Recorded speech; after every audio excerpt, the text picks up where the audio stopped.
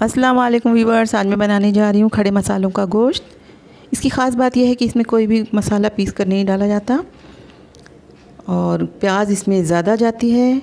जैसे कि मैंने लिया है 500 ग्राम गोश्त, प्याज मैं इसमें डाल रही हूँ 750 ग्राम। अगर आप 1 किलो गोश्त लें तो 1.25 किलो प्याज इस्तेमाल होगी। तो चलिए शुरू करते हैं।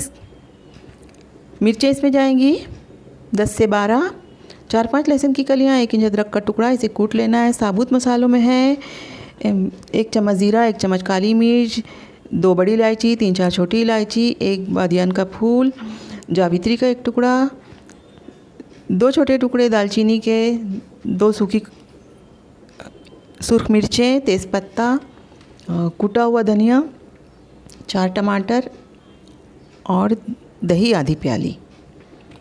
मैं इसे कुकर में बना रही हूँ तो सबसे पहले मैंने कुकर में डाल दिया है गोश्त और अब मैं इसमें ऐड करने जा रही हूँ कुटा हुआ अदरक लहसुन। अदरक लहसुन का पेस्ट इस्तेमाल ना करें, या तो बारीक बारीक काट लें या इसे कूट लें। साबुत मसाले,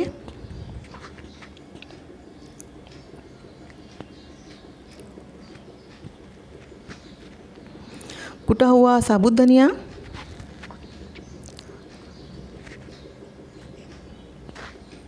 नमक हस्बे जायका,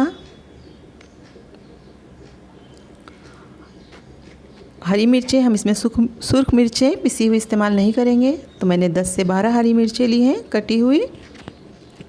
आप थोड़ा कम या ज़्यादा कर सकते हैं। टमाटर डाल दें काट के,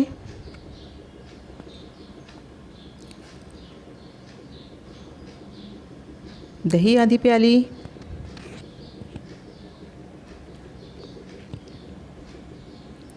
और प्याज जैसे कि मैंने आपको बताया 500 ग्राम गोश्त में मैं 750 ग्राम प्याज ले रही हूँ। आखिर में इसमें मैं ऐड कर दूँगी आधा कप तेल और बस ढक्कन लगाकर धीमी आंच पर हमें इसको पकाना है तकरीबन 20 से 25 मिनट। हम कुकर में पका रहे हैं तो हमें सीटी नहीं गिननी, हमें 20-25 मिनट तक इसे पकाना है ज़रूर। और अब 20 मिनट हो चुके हैं तो मैं खोल कर देखती हूँ।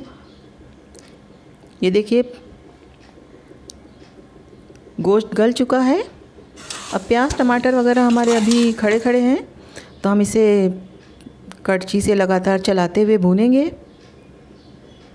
ताकि इसका पानी भी खुश्क हो जाए और ये जो चीज़ें अभी आपको नज़र आ रही हैं ये भूनते भूनते खुद ही बारीक हो जाएंगी।